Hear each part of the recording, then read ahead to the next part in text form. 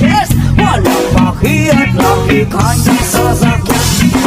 Happy kami mula Linggo hanggang Lunes. Nabigla siya na paalam, papunta daw sa US. 2 linggo sa LA, 2 linggo sa Manhattan. Isapan walang kwentuhan, asapan walang... Ang 100 Islands National Park, Pangasinan, Cap Ulo Palawan o kaya Taytay Bakes, ay isang destinasyong panturista na matatagpuan sa Barangay Lucap, lungsod ng Alaminos, Pangasinan, Pilipinas. Sinasabing ito ang unang pambansang parke ng Pilipinas.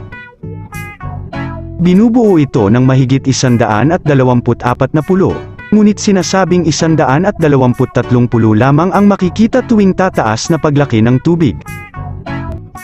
Nakakalat sa Golpo ng Lingayen ang mga pulo at sakop ang lawak na 1,844 na ektarya, 4,556.62 acres.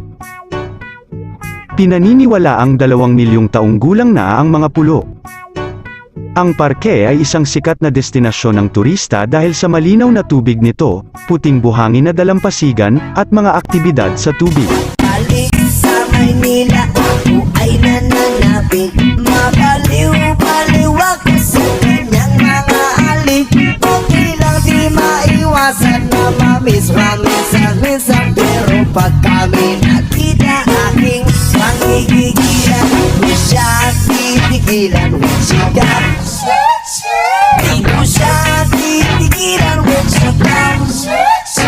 Di ko siya titigilan, di ko siya titigilan, di ko siya titigilan when she comes. Ang ganda ng aming samahan at walang nalalamig. Mas kasama kasawa ang aming dinadaig. Araw-araw kwentuhan, araw-araw hibuan, araw-araw yuyugan, araw-araw sundutan. Hindi ka nais-nais sa kanyang dahilan. Ang kanyang buong pamilya pupunta sa Thailand.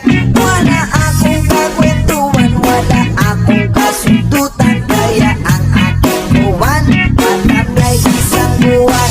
O sa pagbalik sa PI, mas kulang na hinintay. Susugurin ko siya at lingkod lang ang wala.